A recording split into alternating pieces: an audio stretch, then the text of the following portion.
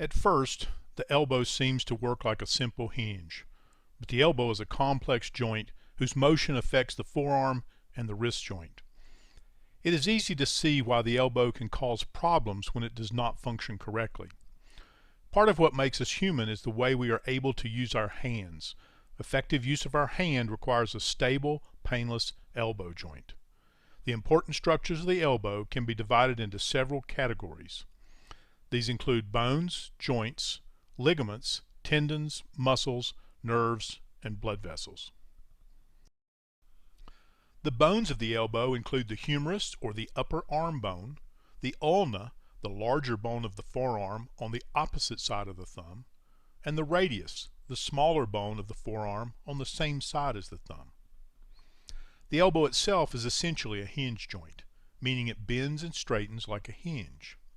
But there is a second joint where the end of the radius or the radial head meets the humerus. This joint is complicated because the radius has to rotate as you turn your hand palm up and palm down, while at the same time it has to slide against the end of the humerus as the elbow bends and straightens. To make this motion possible, the radial head is shaped like a smooth knob with a shallow cup at the end. This shallow cup fits against the capitellum, a rounded knob at the end of the humerus that forms part of the elbow joint. The smooth rim of the radial head is also covered with articular cartilage and glides against a small indentation in the ulna. Articular cartilage is the material that covers the ends of the bones of any joint. Articular cartilage can be up to 1/4 of an inch thick in the large weight-bearing joints. It is a bit thinner in joints such as the elbow, which don't support weight. Articular cartilage is white, shiny, and has a rubbery consistency. It is slippery, which allows the joint surfaces to slide against one another without causing any damage. Articular cartilage functions to absorb shock and provide an extremely smooth surface to make motion easier. We have articular cartilage essentially everywhere that two bony surfaces move against one another or articulate. In the elbow, articular cartilage covers the end of the humerus, the end of the radius, and the end of the ulna.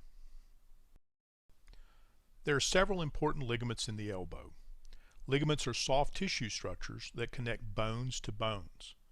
The ligaments around a joint are connected with a thin layer of connective tissue and form a structure called the joint capsule.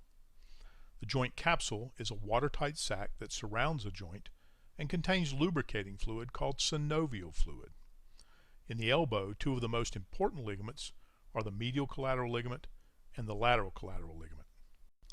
The medial collateral ligament is on the inside edge of the elbow. The lateral collateral ligament is on the outside edge. Together, these two ligaments connect the humerus to the ulna and keep it tightly in place as it slides through the groove at the end of the humerus. These ligaments are the main source of stability for the elbow. They can be torn when there is an injury or dislocation to the elbow. If they do not heal correctly, the elbow can be too loose or unstable. Another important ligament for elbow function is the annular ligament. This ligament wraps around the radial head and holds it tight against the ulna. The word annular means ring-shaped, and the annular ligament forms a ring around the radial head as it holds it in place. This ligament can be torn when the entire elbow or just the radial head is dislocated. There are several important tendons around the elbow. The biceps tendon attaches the large biceps muscle on the front of the arm to the radius. It allows the elbow to bend with force. You can feel this tendon crossing the front crease of the elbow when you tighten the biceps muscle. The triceps tendon connects the large triceps muscle on the back of the arm with the ulna. It allows the elbow to straighten with force, such as when you perform a push-up. The muscles of the forearm cross the elbow and attach to the humerus. The outside or lateral bump just above the elbow is called the lateral epicondyle. Most of the muscles that straighten the fingers and wrist all come together in one tendon to attach in this area. The inside or medial bump just above the elbow is called the medial epicondyle. Most of the muscles that bend the fingers and wrist all come together in one tendon to attach in this area. These two tendons are important because they are a common location of pain caused by a condition called tendinitis, or perhaps more accurately, tendinosis. All of the nerves that travel down the arm pass across the elbow. Three main nerves begin together at the shoulder: the radial nerve, the ulnar nerve, and the median nerve. These nerves carry signals from the brain to the muscles that move the arm and hand. The nerves also carry signals back to the brain about sensations such as touch, pain, and temperature. Some of the more common problems around the elbow involve problems with the nerves. Each nerve travels through its own tunnel as it crosses the elbow. Because the elbow must bend a great deal, the nerves must bend as well.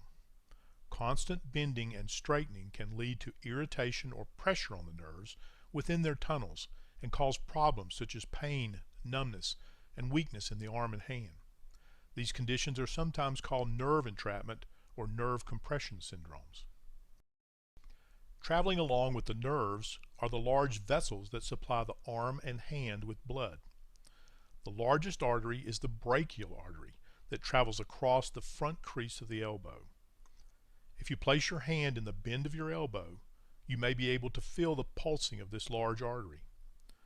The brachial artery splits into two branches just below the elbow: the ulnar artery and the radial artery.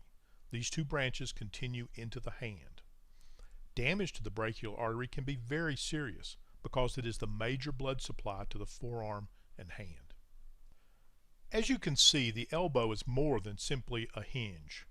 It is designed to provide maximum stability as we position our forearm to use our hand. When you realize all the different ways we use our hands every day and all the positions in which we place our hands, it is easy to understand how hard daily life can be when the elbow doesn't work well.